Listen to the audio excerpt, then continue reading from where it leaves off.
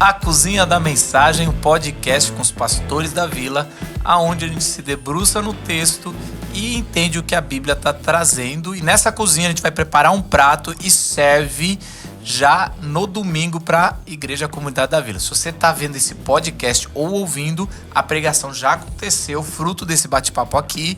Então você pode ir no link desse post e achar a pregação para ver ela completa. E a gente está aqui, deixa eu apresentar a mesa que está com a gente. Meu nome é Marcos Botelho, sou um dos pastores da vila. Quero começar com o Simval. Tudo bem, Simval? Tudo bem, tudo bem. Uma perguntinha que tem a ver com a parábola. Você já foi... alguém já te tratou mal porque não sabia que você, por exemplo, era o preletor do evento? Ou era alguém que foi convidado para aquele evento? Já aconteceu... Algumas vezes essas coisas acontecem, na verdade... Você não tem cara de preletor? Por que será que é? Não sei, acho que o pessoal espera uma... Eu acho que também tem aquele negócio de você não tá se vestindo igual a maioria, né? Se veste, você não tá... Fala preletor, né? Nas igrejas mais tradicionais, espero que você venha com uma roupa de... Mas tem algum caso rápido aí? Tem. Eu fui fazer um casamento e quando eu cheguei na frente da igreja, a pessoa falando assim, muito grosso, falando, tira o carro daí, o carro não pode ficar aí, não sei o que lá e tal. Aí as pessoas tinham falado que tinha uma vaga para o pastor, para a família, para todo mundo. Aí eu fiquei parado, porque a parada era agressiva mesmo, né? Era agressiva mesmo, só esperando o cara parar de falar para eu dizer quem eu era. Mas aí uma pessoa de lá subiu. Esse carro é do pastor, o cara me perdoa e tenta consertar, mas aí já... Aí já mostrou quem ele era, né? Já mostrou quem ele era. Ou pelo menos como ele tava no dia. Ou com quem ele era com os outros. E aí, Zé, tudo bem? E aí, tranquilo. Você já tratou alguém assim, achando que era uma coisa e não era outra? Aí você me pega, hein? Agora esse pra você era o seu defeito, não é não? Quer ser a vítima? Não sei. Mas você já foi destratado porque a pessoa não reconheceu? Aconteceu parecido, indo fazer um casamento. Casamento? Tá todo mundo ali preocupado. Ninguém tá nem aí com o pastor. Sim. Essa é a real. É muito difícil alguém lembrar. Cara, eu já tratei assim, cara. Hã? Lembrei agora. O que foi já? Eu tava organizando, organizando um evento, cara. Uma conferência na igreja. E a gente tinha 3 ou 4 convidados. Na outra igreja eu era pastor e a gente era amigo de um pastor e de outro eu não conhecia, o cara que ia falar na primeira noite. Aí deu o horário, assim, sei lá, 15 minutos e não chegava, eu falei para a equipe da música começar e fui lá da frente, comecei, né, falei bem-vindos e tal, e fui começando e falei assim, bom, a gente vai começando com a música, nosso preletor ainda não chegou, deve estar chegando, vou pegar mais informações aí, o cara levantou a mão, assim, o cara tava lá. Mas o cara não parecia mesmo. Não, mas é assim, também cabe o preletor chegar e se apresentar. Sim, oi, sou eu, quem fala. Tudo bem. Fontana, e aí? Tudo bom? Você já confundiu? Já te distrataram aí dessa... Porque você é mais recente, você virou assim de preletor, assim. Não, de pregar todo final de semana em lugar diferente, eu acho que é mais recente. Mas assim, destratar não. Mas recentemente faltou um preletor num evento aqui em São Paulo e me ligaram de última hora para ir cobrir o buraco, exatamente. E era um evento no centro de São Paulo, um desses galpõezões, assim, sabe? Uhum. Galpãozão assim. E a hora que eu cheguei, que o Uber me deixou na frente do lugar...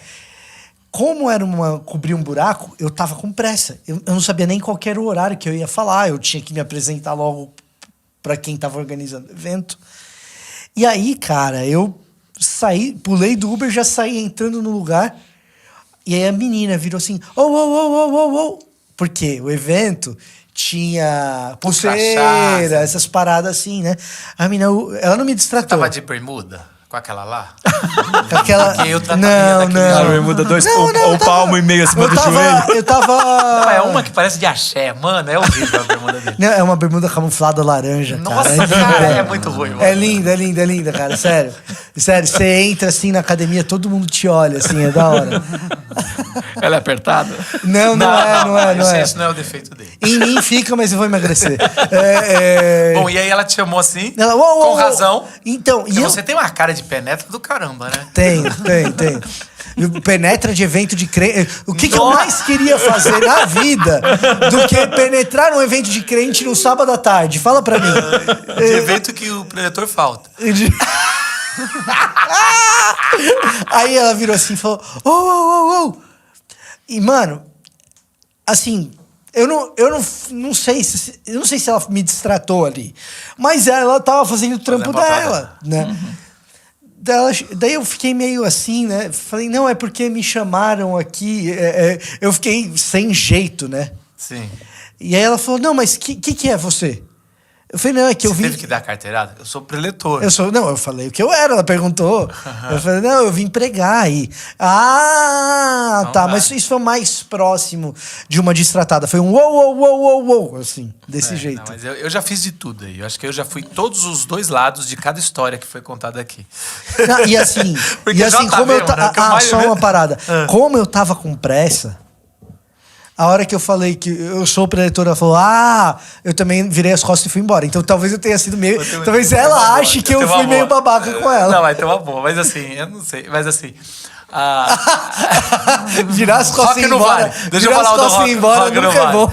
Não, Rock no Vale, eu tava lá e foi o Thiago York cantar. Era no evento que foi o Thiago York. Ele tava estouradaço, fazendo a virada do ano na Globo. E tava muito cheio, tinha muita gente lá. E era um evento grande. E assim, eu tinha. Você lembra, né? O Silval vai lembrar mais. Era um estresse, assim, que até. Renatão também lembra. Mas não foi nesse, lembra, nesse né, não foi. Renatão? Aí eu lembro que assim, eles fizeram uma lei que eu não podia subir no palco. Durante o Rock no Vale, porque eu não tomava decisões sensatas. Porque eu ficava tão estressado e eu tinha que tomar uma decisão final. Marcos, vai fazer o quê? Sei lá, eu tomar. Mas assim, aí eu veio uma pessoa falando: o Thiago York. Não foi o Thiago. Tem umas 2 meninas pra cantar. E elas querem uma oportunidade. Eu falei, não, isso aqui não é.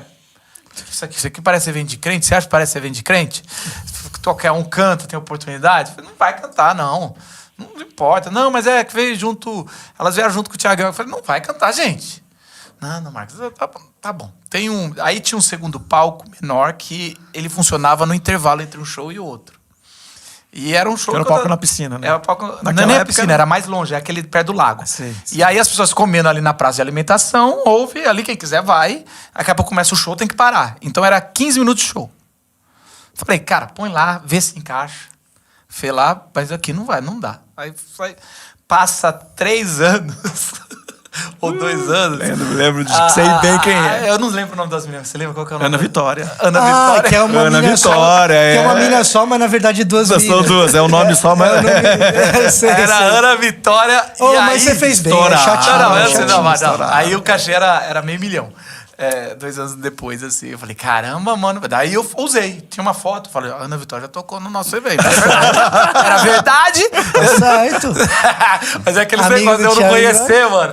E, cara, isso acontecia muito com bandas lá, porque eu não conhecia. Era o Renatão que chamava as bandas chatas lá dele, os super combo da vida, e ia dar brincadeira, super combo eu gosto. E aí, e a gente não conhece as coisas aí, tipo, por favor. Não, mas ninguém é obrigado a conhecer tudo também. Também é verdade. Mas, A assim, menina não era obrigada a me conhecer. Ela no negócio. mas eu quero. Mas o Marcos já foi também o cara que foi tapar buraco e não foi reconhecido. Mas muito! Não, eu não era reconhecido última hora. nos eventos que eu era o principal. Não era pra tampar buraco. Era o evento que eu ia ser o preletor e, cara, eu ia também do jeito que o Fontana vai hoje. Um esculacho, ninguém me arrumava. E aí os caras pensavam que era mendigo. Cara, né, eu miro no saião. Agora, é ruim isso. Ai, meu Deus do céu. Ele vai em todos os eventos que o pessoal gosta. Você vira no saião de ir nos eventos. Não de roupa, né? Pelo amor de Deus. Ai, cara, ele tem aquela camisetinha polo do Não, o Rota Saião, 66. ele gosta tanto dos semitas que ele se veste igual, só que 4.000 anos depois. Ô, Saião, a gente ama, tá? Ó, isso é só... É brincadeira, a gente adora. Saião é uma referência Não, nossa. mas eu lembrei de uma vez que eu fui Foi seu professor, tratado. foi meu, foi... Uma Ainda vez- vou pra Israel com ele. Não, desse negócio de preletor, teve uma vez que o preletor me distratou.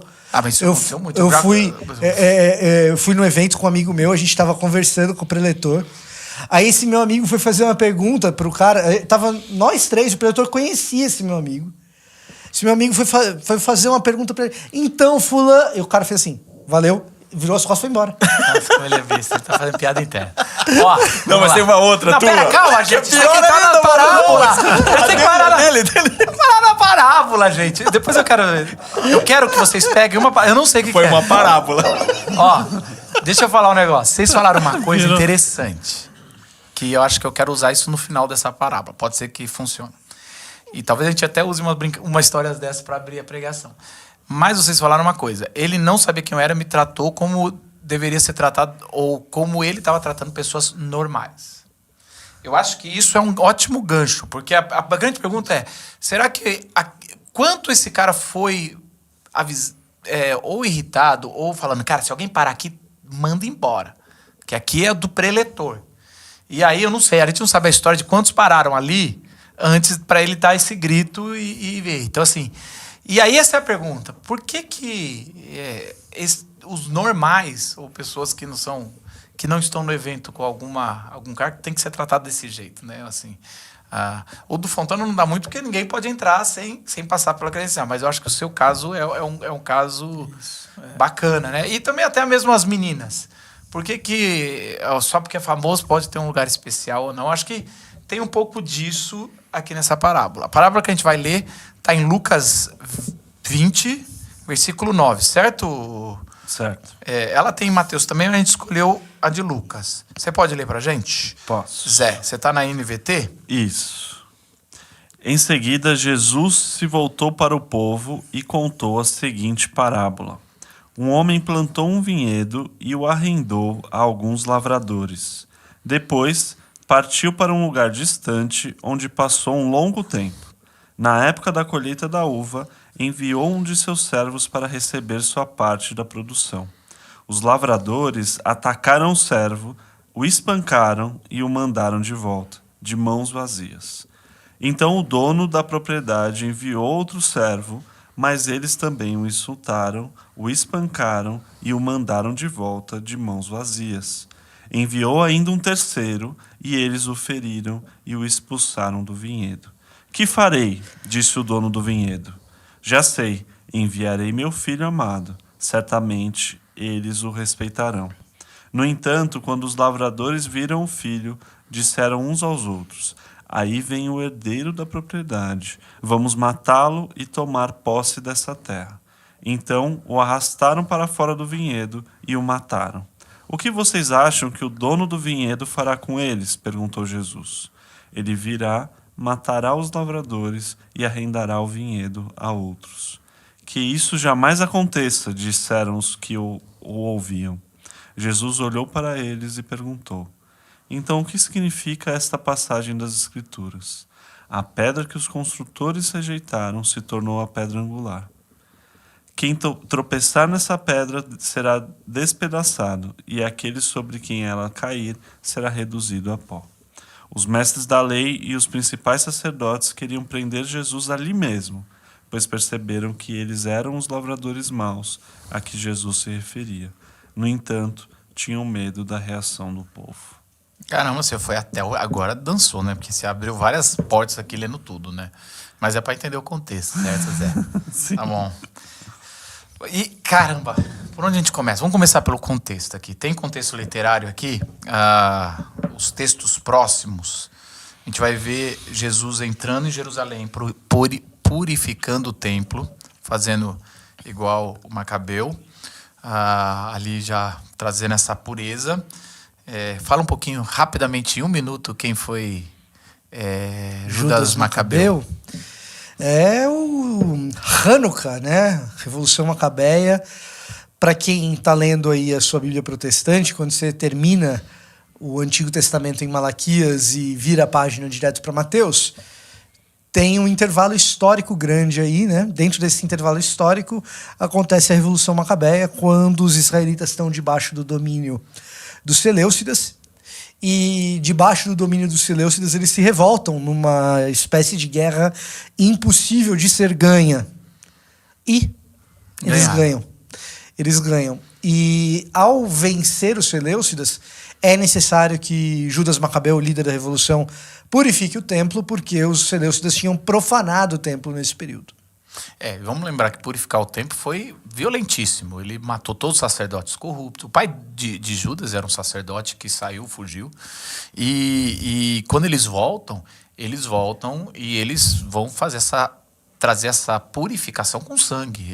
Eles eliminam, tiram todos, suportam, vê se eu estou falando alguma besteira, Fontana, suportam por uns 100 anos quase a pressão dos gregos. Muda. Assim, o que acontece é o seguinte. Em Jerusalém, depois invade tudo de novo. Eles conseguem estabelecer um período de paz de aproximadamente 100 anos, você está certo nisso. No começo resistindo aos gregos. Uhum.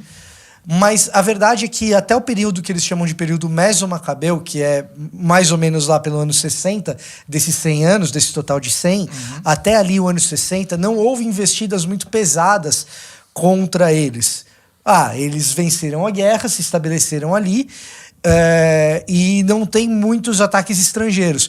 Mas ali, a partir desse período Meso-Macabeu, conflitos internos acabam enfraquecendo os israelitas, que então passam a sofrer ataques do Império Romano, e então os romanos tomam aquele pedaço e termina aquilo que a gente chama de dinastia Hasmoneia, que são os reis oriundos dessa revolução, que é a Revolução Macabeia, que os judeus comemoram até hoje, todo final de ano, no Hanukkah, próximo do nosso Natal.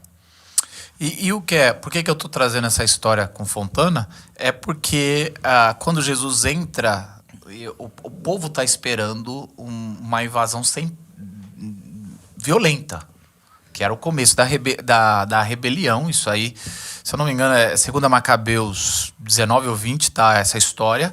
E aí você vai... e Jesus vai trazer a paz, ele está no jumentinho. É igualzinho a história, só que é o contrário. Jesus, em vez de se rebelar, ele se entrega. E ele está lá no templo, ele faz essa purificação, ele começa a ensinar lá, e ele começa a ser questionado pelos líderes religiosos. Quem te deu autoridade? Isso é uma coisa de legitimar. Quem te deu autoridade é uma coisa de assim, como é que você pode estar no templo pregando se você não é levita, se você não está aqui? Da onde é essa autoridade? Cadê a escola que te botou a mão sobre você? E aí Jesus ele faz aquela famosa pergunta, quem deu autoridade para João Batista? E aí eles não têm a pegadinha, eles entenderam ali também que se eles respondem ninguém, ele mesmo, o povo ia ficar revoltado, se foi Deus, aí ele fala, então é Deus que me deu também, foi os céus que me deu. E aí é interessante que eles ficam com medo de ser apedrejados pelo povo com a resposta. E aí Jesus fala, também não vou responder. E aí começa o contexto da parábola, que eu acho que tem tudo a ver com templo, com os líderes religiosos sabendo que aquilo ali era o basta. Quando Jesus invade o templo para fazer aquele teatro, que lógico, Jesus não invadiu para tentar tirar os caras, ele quis fazer um ato quase de protesto ali, um símbolo bem forte, todo mundo estava entendendo. Não é que ele tentou e não conseguiu, seguraram ele só eram alguns caras, tudo estava estragado, ele só quis fazer o ato para mostrar, isso aqui está errado, o que vocês fizeram com a casa. Pelo menos é o que eu entendo. Isso. Ainda no contexto literário, né, no momento, né, isso aqui é logo depois da entrada triunfal. Então, depois, que é o que marca a semana anterior aí do sacrifício de Jesus, da morte de Jesus. Então, essa parábola contada nesse momento, para alguém que viu ele morrendo logo depois, então, conseguia fazer essa leitura. Não, ele estava fazendo uma profecia direta do que aconteceu com ele, né? Então ele estava dizendo que eram aqueles homens, né? Que os homens maus eram então esses. Ele estava mostrando, já tinha falado para os discípulos, mas aqui ele estava falando para todo mundo. Falando para todo mundo, e qualquer um faz a leitura. O ato que eu fiz é um ato, não vou falar a palavra suicida, porque não é. É um ato que eu sei que eles vão me matar. É quase assim, guardadas as devidas proporções, é igual a marcha de Martin Luther King para Washington, e depois tudo que ele vai fazendo, ele já sabia que uma hora alguém ia dar que aquilo estava representando o seu assassinato, a sua morte. Jesus, ele sabia que ao fazer algumas coisas, a chance dele morrer era grande. Então ele está falando, o que vai acontecer é que eles vão rejeitar. E aí a gente entra na parábola. Parábola tem alguns... Aí agora eu quero tentar entender um pouco de contexto do Antigo Testamento com essa parábola. Ele escolhe um senhor de vinha. A gente já falou algumas vezes, mas vale para quem chegou agora aqui no nosso papo. A vinha, ela representa por muito tempo Israel. Então, assim, você vai ver Isaías 10, ou eu não lembro se era Isaías 9, 10, 9, ele vai falar uma parábola sobre uma vinha que não dá fruto e que é destruída. Aqui Jesus coloca personagens na vinha.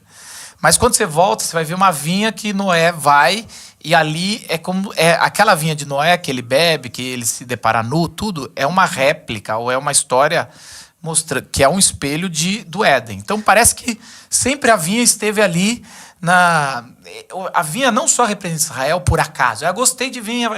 Ela está nas histórias ali. Paulo vai falar dos ramos e o tempo todo está falando dessa vinha, do enxerto da uva, do sangue da uva. Isso eram histórias comuns no Antigo Testamento, certo? Então, quando Jesus começa a falar, um senhor tem uma vinha, o primeiro público já está entendendo que é uma história de Israel, do povo. Vocês entendem isso também? Sim. É bem provável que sim. Uhum. E outra coisa, nem é uma história tão longa assim. Então, se o cara não entendeu logo no começo, no final ele já entendeu com certeza. E Mateus está juntando, né? Juntando as parábolas. A gente falou que Mateus, a gente escolheu Mateus, mas tem também nos sinóticos, né? Em Marcos também tá. Mas quando fala, em Mateus fala da parábola da vinha seca. Então tem mais aquela ideia de ter parábolas que são contadas em conjunto, né? Uhum. E aí cada um dos evangelhos escolhe, né, sua isso é uma coisa a boa. lógica Acho que é uma coisa boa pra gente falar nessa série. Não lá na pregação, mas aqui para os mais nerds que gostam de acompanhar. Isso é interessante. A parábola que repete em outro evangelho não necessariamente é a mesma lição. Porque Jesus contava as mesmas parábolas várias vezes. Isso era o ministério de Jesus. Então, não tem por que pregar uma parábola num lugar e ir para outro tão distante e não repetir as parábolas. Então, ele falava. Então, os evangelistas, eles escolheram as mesmas parábolas, às vezes, mas aplicaram no seu texto de forma diferente. Porque eles ouviram de Jesus aplicando em várias formas. Então, às vezes, você vai ver algumas diferenças e é um erro a gente tentar harmonizar a parábola e tentar fazer um padrão. Não, sempre é isso. Não, essa parábola aqui significa uma coisa, mas não necessariamente, às vezes pode ser, ela no outro enredo está fazendo uma outra função ou amplia um pouco mais o sentido. Isso é legal também ouvir isso, né? Então, aqui a gente sempre tenta interpretar o que a parábola está fazendo no evangelho que ele está, que pode ser em outro lugar. Isso, e com Lucas, a gente está na média aqui das parábolas que nós usamos, a gente usou mais Lucas. Porque Lucas tem mais parábolas e Lucas faz um enredo interessante, um conjunto de parábolas que geralmente tem a mesma tema. Ele fala muito de riqueza, ele fala muito de festa. Agora, já depois da entrada do triunfal, ele vai falar muito da morte. Uhum. Então, ele está puxando isso aqui. E aí ele vai contar... Zé, conta para mim essa parábola, esse começo, como é que é? Não para ler, pra você contar, mas você. A ideia é que um homem planta uma vinha e ele não vai cuidar um vinhedo, ele não vai cuidar daquele local. Então ele está querendo que outras pessoas, ele contrata pessoas para ajudar ele nisso. Ele está longe, está em um lugar distante, ele envia servos dele para receber um arrendamento. Ele tá sócio dos caras ali que estão fazendo as coisas, né? Tá. Então vamos até o plot twist, até aí. Tem umas coisas aqui interessantes, né? Alguns detalhes. Ele arrenda para essa turma. Como é que você sabe se funciona diferente o arrendamento daquela época? Como é que... Aqui no interior do Paraná o pessoal fala as meias. A meia. A meia é o seguinte: quando alguém é dono da terra e se eu sou dono da terra e vocês vão trabalhar nela. Então é a meia. Eu sou dono, vocês vão trabalhar 50% do lucro. Vocês me pagam porque é a meia. Então, na safra é que eu recebo. Tá. Eu imagino que seja algo, não sei quantos por cento, tudo, mas dá a impressão assim, é isso mesmo. Eu tenho uma terra, eu tenho uma vinha, vocês vão agora cultivar, fazer, e eu vou de vez em quando pegar uma parte que é minha, porque eu sou dono dessa terra. Essa terra não é de vocês. Vocês estão responsáveis pelo plantio, mas sempre vocês. Ok, fechou. Esse cara é muito poderoso. O texto fala que ele demora para voltar. Então, isso é uma coisa muito parecida com as outras parábolas que Jesus sempre fala que esse cara-chave que deixou emprestado alguma coisa, ele demora para voltar. E ele, ao invés de voltar, ele manda pessoas, seus funcionários, seus servos, para pegar a sua parte. Vai lá, tá tranquilo, já sabe, é esse local aqui. Parece aquele cara que vai passar em vários vinhedos e vai buscar, mas ele tá vindo aqui. E aí é uma parada que você já começa a ver que tá errada. Porque o primeiro, eles batem no cara. Eles agem de forma muito agressiva. Eles não agem assim. Eles poderiam falar, não teve lucro. Poderiam mentir, mas eles são agressivos ali. São agressivos no primeiro, no segundo, no terceiro até fala que foi humilhado. Interessante isso, esses 3, né? Tratando de maneira humilhante. O número 3 é muito forte nas parábolas. Sempre tem, assim, às vezes ele puxa esses 3, né? A trinca ali que faz. E aqui não tem nem amplitude, né? Ele faz 3 iguais que acontece e o quarto que vai ser a ampliação do... Mas ele tem esse padrão de repetição. Parece que... É interessante até, né? Se a gente for tentar ser racional nessa história... Parece senhor assim, ali fala, não sabe. Era no primeiro pra falar, não, tá errado. Mas eu acho que essa é a história de Israel. Quem tem que aprender não é o Senhor. Quem tem que aprender... O Senhor tá dando outras possibilidades. Quem é mal são os caras que estão batendo. É isso. Não é o Senhor. Então, se a gente for tentar pensar racional, falar, mas o Senhor já nunca mandaria um filho. É mais irracional ainda. Você tá tratando com gente violenta, você não manda o seu filho. Junta uma turma e vai lá para fazer a... Ou seja, mandou Elias. Isso. Mandou Jeremias. Vai mandando profeta. Mandou Isaías. Isso é uma coisa, né? A gente pensar nesses que sofreram mais, né? A gente fala pouco, Jeremias, né, disso. Mas era meio tradição que todos os profetas foram mártires, né? Assim, ou assim, a grande maioria morreu. No pós-exílico não, né? Então, quando você fala dos 3 do pós-exílico não, embora haja algum tipo de tensão entre Ageu, Malaquias, Zacarias e Zorobabel, Esdras e Neemias, essas tensões são bem pequenas, na maior parte do tempo eles são harmônicos, eles entram em tensão em assuntos específicos, né? Agora, quando você pensa especialmente no período de reis pré-exílico, tem até profetas que a gente esquece, porque eles não deixaram nenhum livro canônico, mas é um ou outro carinha que está indo lá e ele fala aquilo que o rei não gosta e ele prefere escutar um falso profeta. Geralmente essas profecias estão vinculadas à vitória militar, né? Algum tipo de profecia vinculada a alguma campanha militar que Deus está dizendo para não fazer. E aí deixa de ser profecia, começa a ser mais conjurar, né? Como se fosse precisamente isso. Um encanto, né? Um encanto. É como o cara não quer a convocar, como convocar o favor de Deus naquela batalha que está vindo. Ele fala, eu não quero a profecia, eu quero que você conjure e que eu ganhe. Não tem outro... Então você não... a última profecia. Então você quer um Deus servo. Então você quer um Deus que sirva você. Que era o que os reis queriam. A última profecia de Eliseu, né? Parece isso, né? Ele é um encanto, né? Atire tantas flechas pela janela. É isso. Se não atirar todas. Aí o cara não atirou 3, cansou. E daí ele perguntou, por que você não atirou todas? Agora você vai perder. Tem papel pro encanto. É interessante. Tem papel pro encanto. Tem uma das orações que eu estava ouvindo de Jó, que ele fala, conjure para Leviatã voltar e destruir o dia que eu nasci, né? Então era esses conjurar para deuses ou para monstros ou para batalhas, né? Então tinha o seu papel de conjurar na cultura hebraica, mas aí quando você começa em vez de calar o profeta para isso, mostra que você mudou as ordens aí das coisas. E assim, a rejeição ao profeta, na verdade, ela já surge antes do próprio nebiísmo, assim. Então, quando a gente fala de nebiísmo, é o profetismo israelita, né? O nome que se dá ao surgimento... Por isso fala nébias. Falando nébias. Nébias, tá. É porque em hebraico o profeta é Navi, E Eu sei pela Tanaka, né? em hebraico o profeta é Navi, né? E o plural é Neviim ou Nebiim. E aí o que acontece? E aí, como todos os brasileiros pegam e transliteram tudo errado, já virou... Não, na verdade isso é culpa dos alemães, né? Os alemães começaram a chamar, os alemães do século XVIII e XIX começaram a chamar as escolas proféticas específicas de Israel, especificamente israelitas, do nebiísmo israelita.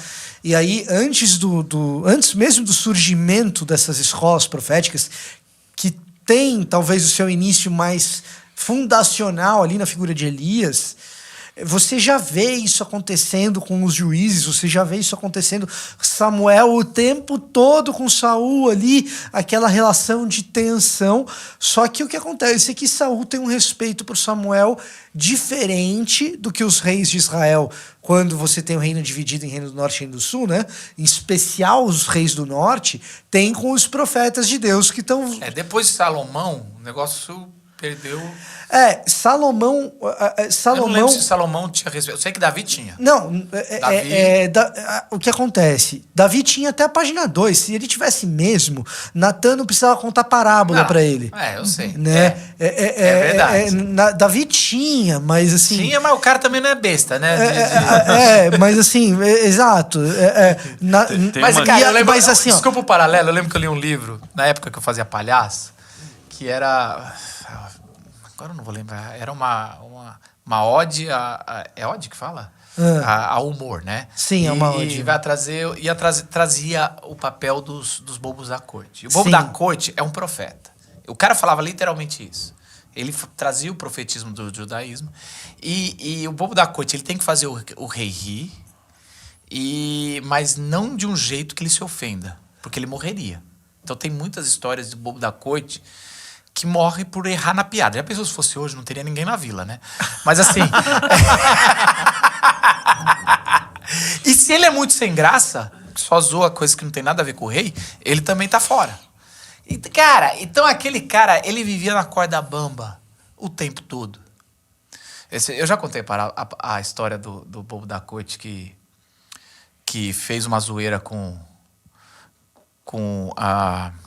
o rei, e o rei falou, não gostei, eu vou... Eu nunca vi você falando disso, não. Faz tanto tempo que eu não conto que eu nem lembro. Vai fugir um pouco aqui da parábola. Mas era uma... Como é que era? O rei ficou muito bravo com esse bobo da corte e falou, você vai... É meio proibidona, tá? É só pra quem tá aqui, tá? Não faria isso. Essa não dá pra contar no púlpito. Mas assim, ele falou assim, ele ofendeu assim, ele falou, mas eu vou te matar, porque você não pode falar isso. Você fala, não, nem todo... Não, cara, nem todo erro é pra ser de morte. Eu posso fazer uma parábola, eu posso errar e ser positivamente. Aí, cara, eu tô quase estragando a piada. E aí, eu não lembro esse começo, né? E aí o rei falou, você tem até o fim do dia para me mostrar que você pode ser desrespeitoso e ainda continuar vivo com uma boa piada, né? Cara, ele ficou pensando, como é que eu posso ser desrespeitoso mas ainda continuar vivo pela piada, né? Que era aquele negócio. Aí ele tive uma ideia. Tava já no final do dia, o rei tá voltando no corredor para dar a sentença de morte para ele. Ele se esconde atrás de um pilar. E aí, quando o rei passa, ele pula atrás do rei e belisca a bunda do rei. Passa a mão na bunda do rei. E o rei fica... Que isso? Agora que você tá... Que você fez? Você perdeu sua cabeça? Ele, desculpa, rei, pensei que era sua esposa. E aí ele ficou vivo. Nem é muito boa a história. Mas essa é a história de como o limite do humor... Eu lembro que a gente usava isso muito na terra dos palhaços. Como o limite do humor é difícil você saber onde vai e onde não vai. E o profeta é exatamente isso. Essa daí, até se ele tivesse morrido, a história era boa, porque assim, entre morrer porque você errou na piada e morrer porque você passou a mão na bunda do rei... Eu não lembro se ele morreu ou não no final. Mas assim, eu sei que ele provou um ponto. Imagina esse cara chegando do outro lado da vida, seja o destino que ele tenha tido, não sei se ele conhecia Jesus, mas ele chegando do outro lado da vida... O negócio tá indo longe. Por que você morreu, hein? Se eu falar, vocês não vão acreditar. Não, mas é bom. A mão na esposa do rei. Ah, cara. Ele tinha que provar como como a desculpa pode ser. Não, agora é que eu estraguei toda a história. O setup você errou? Eu estraguei. Era assim, ele errou e o cara falou: você vai ter que se desculpar. Ele falou: não, uma desculpa pode ser pior do que o erro. Como assim uma desculpa pode ser? Você tem até o final do dia. Como uma desculpa pode ser? Melhor, não é? Eu estraguei a piada. Mas tudo bem. Então, assim, faz muito tempo que eu não falo pra palhaço. Mas assim, ou seja, o cara que vai cobrar um arrendamento também é um tipo de profeta. Ele tá vivendo no limite, né? Ele tem que cobrar, mas ele não tem o poder do rei. Isso. Ele não tem os soldados. O que eu pensei aqui é o quanto, assim, a maneira de enxergar o Antigo Testamento aqui. Com essa parábola, Jesus, pelo menos para mim, pareceu de uma coisa aqui que eu percebi nesse momento. Ele consegue ajudar os caras a interpretar o Antigo Testamento de uma forma mais cristocêntrica aqui, né? Em que sentido? Os mestres da lei e os principais sacerdotes aqui nessa parábola, que Jesus estava falando diretamente para eles, como que eles olhavam para o Antigo Testamento? Eles olhavam os profetas e esse movimento profético como sendo do seu lado. Como sendo assim, não, eu estou mantendo isso. Ou seja, eles esperavam ser os mártires. Isso. Talvez nós vamos ser o mártir por Roma. Se Isaías estivesse aqui hoje, se Ezequiel estivesse aqui, Jeremias... Eles morreram pela eles nossa estariam causa. do nosso lado contra essa opressão de Roma, contra qualquer coisa. Exatamente aqui. isso. E Jesus... E é bom lembrar... E aqui é muito parece, mas não é. Mas mesmo, de novo. Porque eles de novo, vamos lá. A gente já leu os religiosos fariseus como negativos.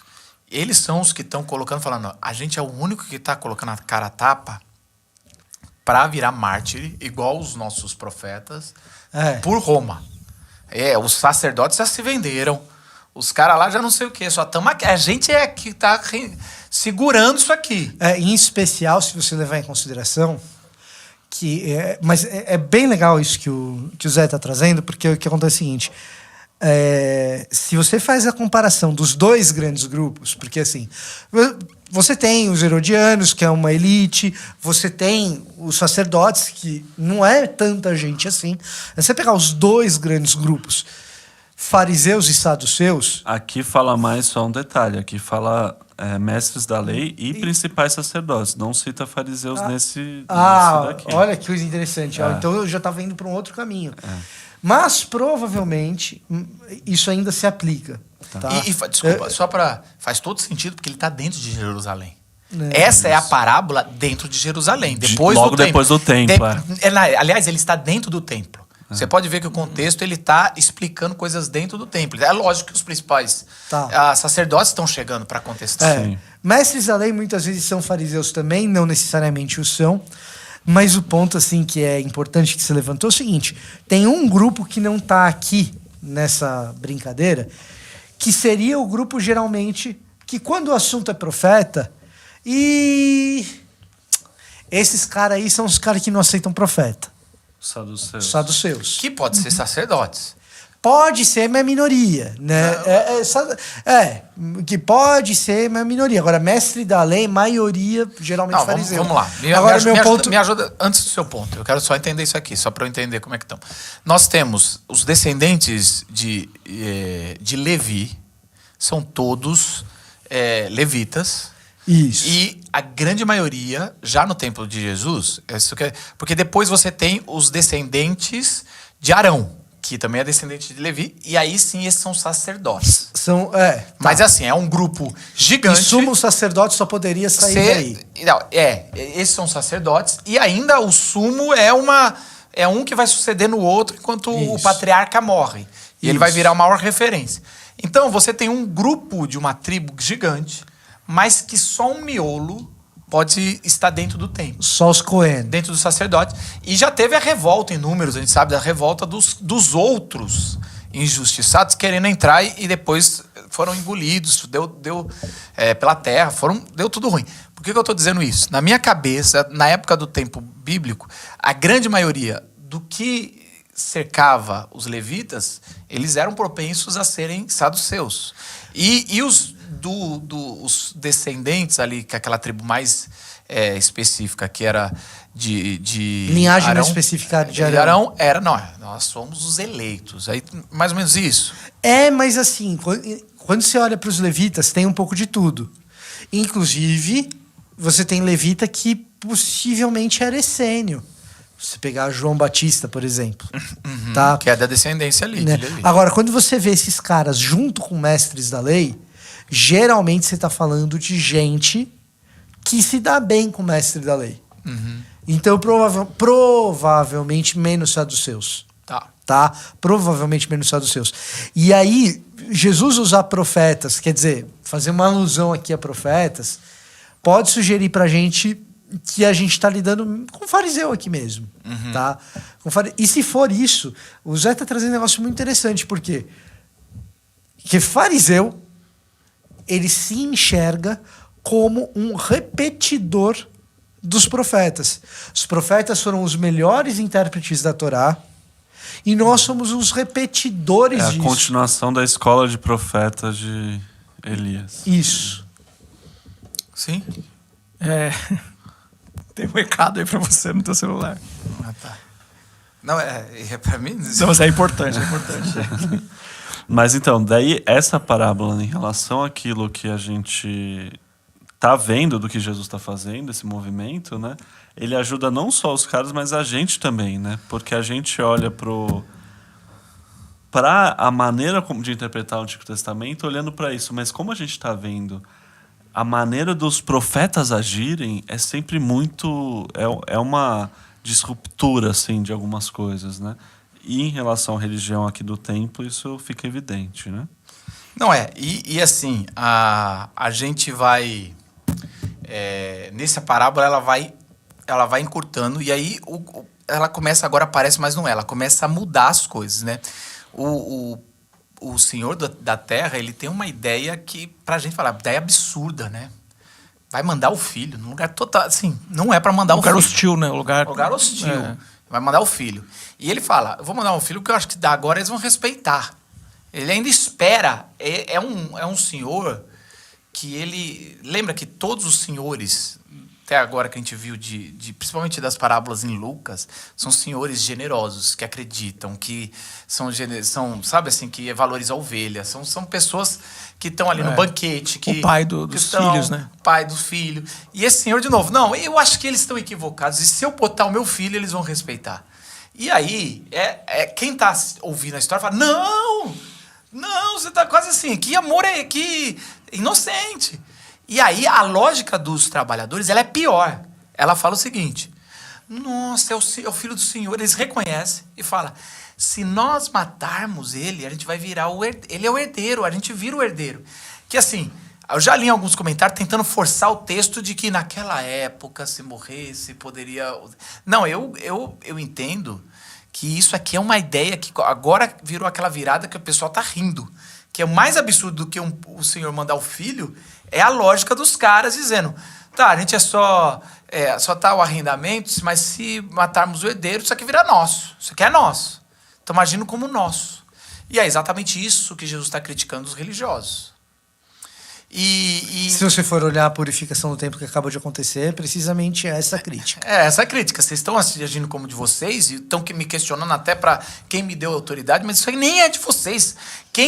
De quem é o dono desse lugar, deveria pedir quem me deu autoridade, mas é quem me enviou. É o filho do Senhor da vinha. Eu sou o filho do Senhor da vinha. E os caras ficam muito bravos. Agora, eu já vi algumas vezes que a palavra pedra, que a pedra angular que foi rejeitada, ela tem um trocadilho aí. Você lembra, você já leu sobre isso? Eu precisaria olhar o texto em grego. Precisaria olhar o texto em grego agora.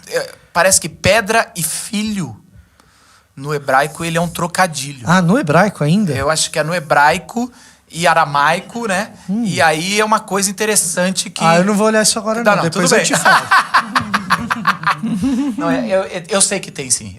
Não, pode até ter. Eu tô indo devagarzinho com você, porque geralmente você que pode tá, até ter, mas... E eu sei que tem esse trocadilho de Ben, que é filho, né? Ben é filho, isso, sim. E a pedra angular, e Jesus está jogando um trocadilho que, assim, o texto que a gente tem é em grego. mas que Ben é filho em hebraico, mas se for aramaico aqui é bar. Aí tem que ver como é que é pedra. Eu não sei. Mas é interessante que a pedra angular que eles rejeitaram, a pedra que eles rejeitaram vira a pedra angular. E isso, cara, é muitas coisas do Antigo Testamento. Não dá pra gente entrar muito. Por isso que eu falei, cara, entrar nesse texto daria pra fazer o podcast só sobre esse texto, né? Porque a gente sempre pensa em pedra como algo pequeno, mas é a mesma expressão para falar do monte de Jerusalém. Dessa pedra, da rocha, de montanha. É tudo junto. Mas é doido que eu li, principalmente até o final, porque é só lá no 19 que eles falam, os mestres da lei e os principais sacerdotes, com isso que Jesus falou até no final, perceberam que eles eram os lavradores maus. Então existe aqui nessa parábola isso que a gente tem falado nessa série, né, de Jesus falar algo que a pessoa se percebe ali. Que ele está falando algo diretamente para os caras, onde eles tá desafiando eles a olharem numa outra perspectiva que talvez fora da parábola eles não iam conseguir enxergar, né? Bom, aí se vocês pudessem, para a gente começar a aterrissar aqui, o que essa parábola ela traz para vocês, assim, qual que é a lição dessa parábola? Porque me parece muito que Jesus no final ele aplica muito para aquele momento, né? Geralmente a gente pega as parábolas, é tão fácil aplicar elas para os dias de hoje, para o futuro, quando Jesus voltar e tudo mais. Mas a gente percebe, essa é uma daquelas que não dá para puxar muito, não. Porque ela está falando, é lógico que a gente dá para aplicar, mas ela está falando assim, ela acaba com uma pergunta. O que vocês acham que o Senhor da vinha vai fazer com esses caras que mataram o filho dele? Né? E aí, cara, o que o Senhor da vinha vai fazer? E a gente que vem depois da cruz, a gente já está acostumado. Não, a morte da cruz veio trazer vida. Mas Jesus vai falar, não, esses caras vão... Como é que é a expressão? Ele virá, matará os lavradores e arrendará o vinhedo a outros. É um texto muito forte para Israel, para os religiosos. E tem uma resposta aqui, né? Que isso jamais aconteça, disseram os que o ouviram. Exatamente. E Jesus olhou fixamente para eles e perguntou. E aí sim veio a coisa da pedra angular, né? Que isso jamais aconteça? Então, o que vocês acham que significa que está escrito que a pedra que os construtores rejeitaram se tornou a pedra angular? Então, tem uma turminha que vai rejeitar mesmo. E o Salmo 112 é um salmo que é essa referência que estava lendo aqui agora. Ele é um salmo, alegre-se no Senhor porque Ele é bom, porque a sua vitória dura para sempre, porque a sua alegria... Então, considerando algumas coisas que têm a ver com o templo, com o que era... A gente sabe que era cantado, as crianças cantaram logo depois da purificação do templo. Hosana, aquele que vem. A gente pode estar aqui ainda falando de um salmo comum, da música comum daquele momento que ele está falando, que isso aqui que vocês estão cantando? Essa é a vitória do Senhor, e sobre quem... E só que não é a vingança nesse sentido, parece que o Senhor vai vir e vai... Porque o filho morreu. E o texto mostra que todo aquele que cair sobre essa pedra será despedaçado, e aquele sobre quem a pedra cair será reduzido a pó. Então, não é o filho mesmo que resolve, que levanta. Não é o... Tá ainda profetizando a ressurreição, que é o filho, que é o... Não, é uma coisa muito assim. E os sacerdotes. É uma parábola da parábola. Os sacerdotes, né? Os sacerdotes que estavam ouvindo eles tinham duas referências. Que eles achavam que eles eram a pedra angular, eles eram o centro ali, a coisa que segura, dava, né? A nação, né? Que mantém a nação. E eles achavam que eles eram o primogênito. Mesmo que assim, o rei é o primogênito ali, mas eles é a representação do filho ali, que vai trazer o Criador vai revelar para a criatura e vai trazer a criatura para o Criador. Então eles são filho. Então aqui é uma... Na prática, a hora que viesse o Messias, eles seriam a burocracia real. Em outras palavras, né? Você tem Israel sendo restabelecido como reino sobre as nações. Quem é que vai de fato governar? São esses caras. É a turma do templo.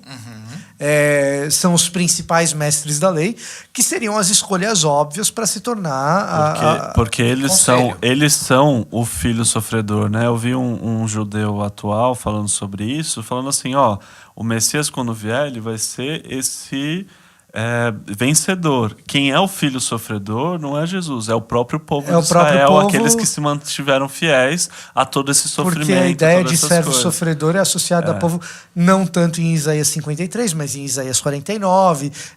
Você tem uma série de capítulos ali em Isaías que associa, de fato, o servo sofredor ao povo. Não, e assim... Então a gente vai ver trocadilhos ali com pedra e filho. Você vai ver Jesus ali falando especificamente no templo para dizer, olha, a pedra que vocês rejeitaram, vocês vão se tornar... E rejeitar aqui é matar, é jogar fora, é sair. Essa vai se tornar a pedra angular. E vocês vão ser destruídos, vão ser trocados. E você acha, Fontana, Zé, Simval, que já tem a ver com gentil ainda mais Lucas, né? Quando a gente tá com Lucas, quando tá na dúvida sobre gentil ou não, quando a gente tá em Lucas, pende para um lado. E Mateus, às vezes, a gente tem que segurar um pouquinho mais. Mas Lucas fica mais claro, né? Acho, e a gente só tem que tomar cuidado para não achar que isso é uma substituição étnica. Sim. Estão caindo agora os judeus e chegou a era dos gentios, porque não é isso que Lucas está dizendo. O que Lucas está dizendo vai ter muito judeu lá dentro. Exatamente.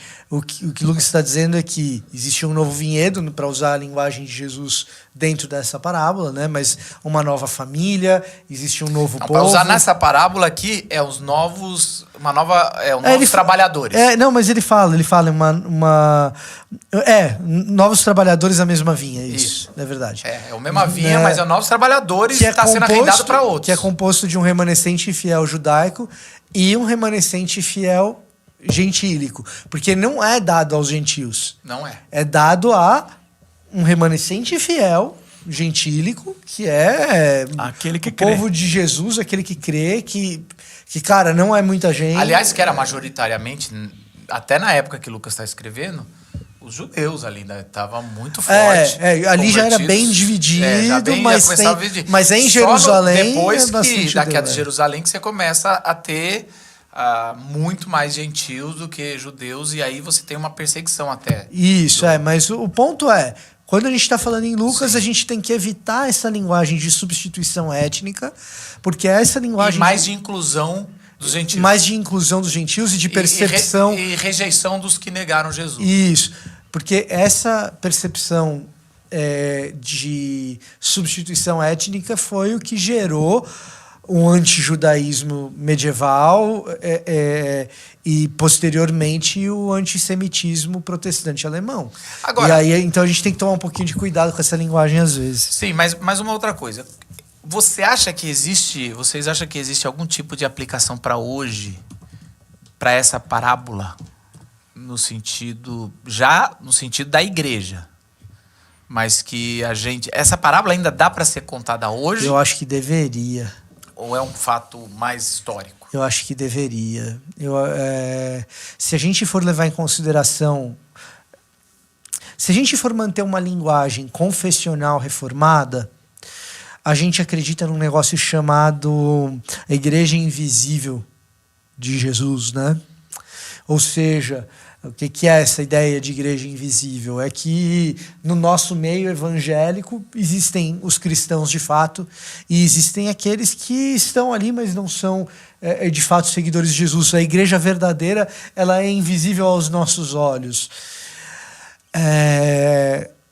A gente sempre tem que ser convidado a pregar o evangelho novamente a quem pensa que está do lado dos profetas e que nem sempre está. Então nós corremos o risco como evangélicos de estarmos matando os profetas, os mensageiros do Senhor? Eu acredito que sim. Eu acredito que sim. Quando a gente pega a parábola que foi pregada cronologicamente, que eu não sei quando isso aqui vai pro ar, mas a parábola que foi pregada no domingo passado, no domingo que passou agora, a gente pega o jejum, que é uma coisa boa, como você pregou, né? Uma coisa boa, fora de ordem, perde o seu significado. A gente transforma uma coisa sublime, boa, numa coisa impura, né?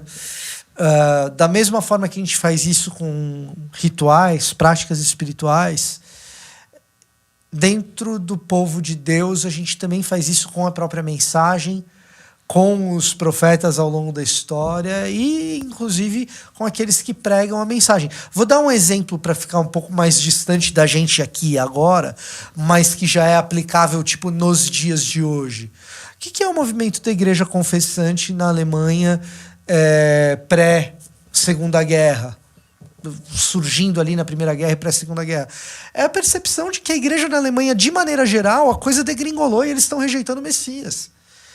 E aí, quando principalmente Dietrich Bonhoeffer ele volta para a Alemanha para apoiar o movimento da Igreja Confessante, que ele tem uma esperança pessoal de que os protestantes alemães, se na sua maioria, fariam oposição ao regime nacional-socialista ali, ao regime do cara do bigodinho, que eu não estou querendo que afetar o algoritmo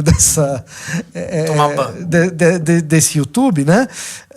Mas Bonhoeffer, quando ele volta para a Alemanha para ajudar o movimento da Igreja Confessante, esperançoso de uma grande adesão da igreja alemã em resistência àquele movimento político terrível, antissemita, e fez tudo o que a gente sabe que fez, ele se depara com uma realidade em que 20% dos pastores aderem à Igreja Confessante, e dentro de um ambiente cristianizado, ele se vê obrigado, não só ele, mas uma série de outros alemães, com o apoio do Karl Barth, do Emil Brunner, da turma toda da Igreja Confessante, ele se vê obrigado a iniciar um ministério clandestino. Então, as coisas que a gente ouve de missionário em países de grande perseguição, missionário de portas abertas e tal, no caso do Bonhoeffer, era na Alemanha, num país cristianizado protestante. Entendi. Então hoje em dia, se você usou a Alemanha como um modelo de uma igreja totalmente já anticristã, uma igreja evangélica ou cristã, anticristã, mas assim, aqui no Brasil, se não tomarmos cuidados, estamos... Eu acho que em qualquer lugar a gente sempre tem que tomar esse cuidado. Esse cuidado. Agora, minha última pergunta. Que Jesus é o Filho? É óbvio. É lógico que Jesus está contando essa história antes de acontecer a cruz. O que vocês pensam que é a aplicação de Jesus pós-cruz, mas sem perder esse juízo? Porque Jesus está dando um aviso ali, ele sabe que provocou os religiosos, sabe que vai ser rejeitado, e ele quase que avisa, olha, não vai ter, vocês estão sendo avisados, e a gente já viu aqui com Fontana que esses religiosos, eles são tanto judeus, mas são romanos, e somos nós. Todos nós estamos ali rejeitando Jesus. E vamos colocar ele na cruz. Seja essa visão meio teológica, mas na prática, eu acredito que é tudo... Estamos lá em qualquer maneira, igual Adão. Não adianta a gente falar, tá todo mundo lá. Mas vocês entenderam a minha pergunta? A minha pergunta é como enxergar essa parábola, como Jesus enxergaria essa parábola depois da cruz? Eu acho que quando a gente pensa no Antigo Testamento, fala assim, terrível coisa cair na mão do Deus vivo. E quando a gente chega aqui, todo aquele que cai sobre essa pedra será despedaçado e sobre quem ela cairá será reduzido a pó. Eu acho que chega no mesmo lugar. Então, em algum momento, a gente pode se achar lutando contra Deus. E, de muitas formas, você pode estar lutando contra Deus e contra princípios eternos.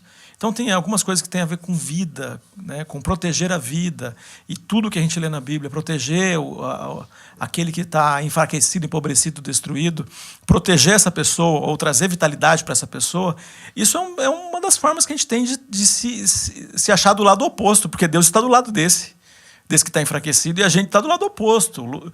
Então, toda vez que a gente não está procurando formas de favorecer ou de levantar o que está desfalecido, nós estamos lutando contra Deus. Então, de uma forma que a gente é mais uma vez aquele que está agredindo. Não, mas quando eu falo de aplicar Jesus, também eu estou pensando assim, que é interessante, né? Essa é a versão dos que condenam Jesus à morte, né? Assim, que a gente também está nela. Mas, por outro lado, é mais ou menos esse símbolo de morte que é usado para a vida, né? É igual Moisés levantando a serpente no deserto, Moisés levantando a vara que tinha se tornado serpente para abrir o Mar Vermelho. Então você levanta o símbolo de morte para trazer a mudança. E para mim, eu acho que interessante eles dizendo assim, por um lado é uma rejeição e é uma pedra, mas a pedra, ela constrói um novo templo. A pedra que vocês rejeitaram construiu um novo templo, uma nova cidade, um novo monte. E é mais ou menos assim. Na verdade, eu fico pensando que talvez essa história, só trazendo inferências, não tá? Mas eu gosto de imaginar assim que moral da história não foi o pai que foi inocentão, dizendo, vou mandar o meu filho, eles vão respeitar. No final da história, o filho falou, deixa que eu vou. Mas você sabe como é que eles são. Deixa que eu vou. Você tem poder para trazer de volta. Você vai reverter isso aí, se eles fizerem a pior burrada. No final das contas, esse é o filho que decidiu ir. Ele não foi... Ele sabia, no fundo, que não seria respeitado, honrado. É uma história que tem uma reviravolta muito interessante quando você olha depois da cruz. Porque a gente não pode perder a percepção que nós somos eles, os caras que rejeitam. Pelo menos eu me sinto isso, não sei se todo mundo, mas eu sinto que se eu tivesse lá a chance, ainda mais com o poder da linhagem, a chance de eu ser os caras que estão ali tacando Jesus é grande. E depois, mesmo sabendo que eu sei que Jesus até esse rigor que ele poderia ser tratado, ele decide mudar. Então é mais uma parábola. Se você está assistindo no Spotify, não deixa de curtir as estrelas aí, quantas de estrelas você acha que é legal o nosso podcast. Se você está no YouTube, não deixa de curtir e assinar o nosso canal, que tem muito mais material. Tem aulas de escola bíblica com Fontana, tem as pregações, tem várias coisas mais. E a gente se vê na semana que vem, se Deus quiser, com a Cozinha da Mensagem. Até a próxima, tchau!